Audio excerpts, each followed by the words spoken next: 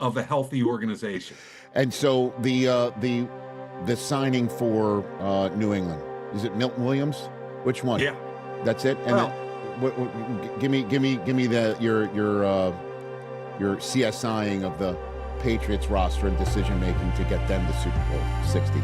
Mike. loved it. Now, you and I, before the draft, had a lot of conversations, and one of them, I remember, we talked about all the money that New England had to spend and how would they spend it. Right.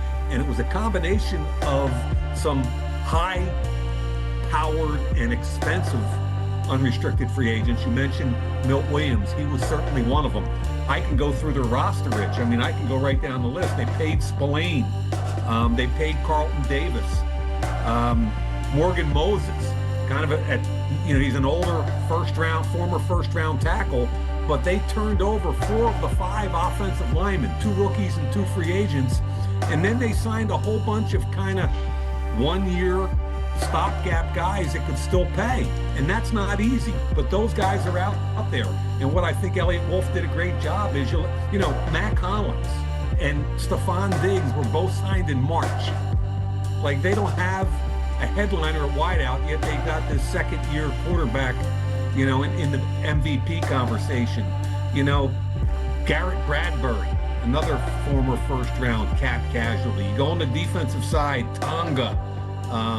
Kayvon Chason, another former first-round pick. So again, my point is, they made the right decisions. They spent money intelligently on the high-level guys, and then they brought in a bunch of free agents on 1-year deals that played at a high level because A, they still had something left in the tank, and B, they're playing for a new contract. And I take my tip of the cap to both of the GMs. Super Bowl 60 comes down to what, Mike Mayock? What do you got for me? One thing to me, and that is the New England quarterback ready to put this team on his back and carry him?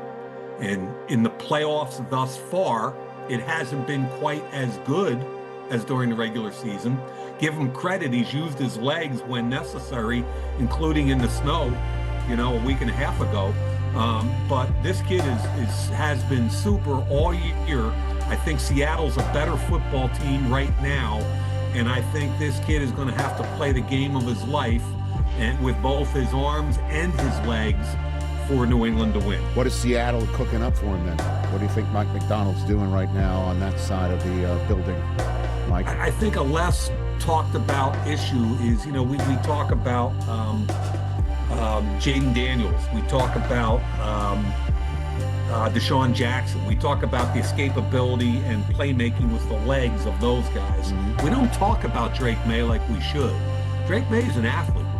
And even though he's not as twitchy quick, he still can tuck it and go.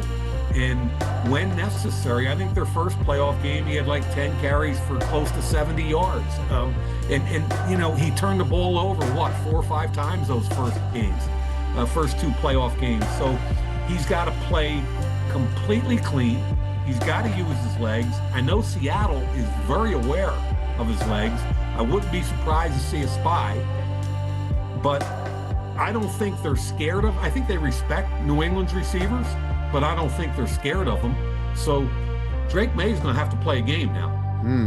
And then New England, other than May, is cooking up what do you think for Seattle? I mean, they are wearing, as my 14-year-old son Cooper is a diehard Patriot fan, Mike, because of his mom. Is said to me, Dad, we're wearing the same uniforms that we wore the night that Sam Darnold saw ghosts. And she's trying to dig at me too, Mike. That's what sons do. He might like New England because of his mom, but he certainly sounds like he's got the curiosity of his father. So what do you think of New England's defense to try and affect Darnold to go back into the old days where he was struggling? Yeah, Mike. I mean, 3 playoff games, they've allowed 26 points and they've taken the ball away 8 times. Mm-hmm. It doesn't get a whole lot better than that. I think it comes down a lot of it to what happens in the red zone, and can Sam Darnold convert the 4-point opportunities, the difference between field goals and touchdowns. versus a New England defense that's been very stingy, especially in the playoffs in the red zone. And I think you'll see some simulated pressure and some things to try and get Sam to get rid of the ball real quickly, get it out fast. But I think the red zone is as it always is. Red zone and turnovers in games like this are huge. It gets magnified. So who turns the ball over? Who's forced to kick field goals? I just think overall right now, Seattle's a more complete team from a talent perspective. Mike Mayock here on the Rich Eisen Show. A few minutes left with the former GM of the Raiders and obviously longtime friend and colleague of mine from back in the day on NFL Network. Hey, Mike, the coaching hire that we're not talking about enough is? Oh, the one we're not talking about. I think a team that can play well quickly with a new coach would be Atlanta with Stefanski. Okay. Why? Because I think he knows what he's doing. Whenever he gets a competent quarterback, he's winning 11 or 12 games, and that's where the asterisk lies, is where's Michael Penix going to come down this year, and what do you do with Kirk Cousins? They just kind of redid his contract to give him a little wiggle room, but they're probably going to have to release him. I think there's a deadline in there in March where they're going to have to release him or redo a contract. So what does the new regime think about Michael Penix? You know, they got Matt Ryan. They've got Kevin Stefanski. That's a Philly connection, those two guys. And Ian Cunningham, the new GM. I think that's a team ready to win quickly. But it's all going to be on Michael Penix. And I think Kevin Stefanski went a long way. He won Coach of the Year twice when he had a quarterback he could work with. We had Jeff Hafley on the show, and I'll bring it up because I see your hat there, your BC football hat. I loved meeting him. I'd never spoken to him before. He was like emotionally intelligent, you know, and I couldn't have been more impressed. And obviously, you want to talk about what do you think of the quarterback with a new regime? I think he's at the top of the list, right? I mean, obviously, Mike LaFleur with Kyler Murray now in Arizona, you know, jumps out at you about what about the quarterback. No doubt, though, you know, Hafley's got an interesting situation there in Miami. Mike. Yeah, and the two of things hard, Rich, because on top of just evaluating talent, you're scared to death about concussions and injuries. It adds another layer to that whole conversation with where are you on your quarterback? And I'm sure that was a question Haf had to answer in his interview.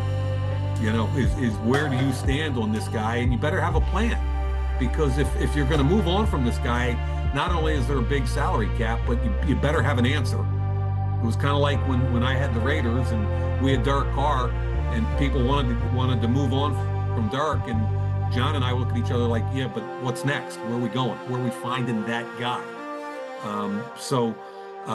It's going to be interesting to see how they go after trying to the hard thing, I think, is he's quick. He can move in the pocket, but he got rid of the ball so quickly last year, it was almost like he was worried about getting hurt. So what's the fine line where you let this kid play like an athlete, you let this kid play at a high level, but you also try to take care of him?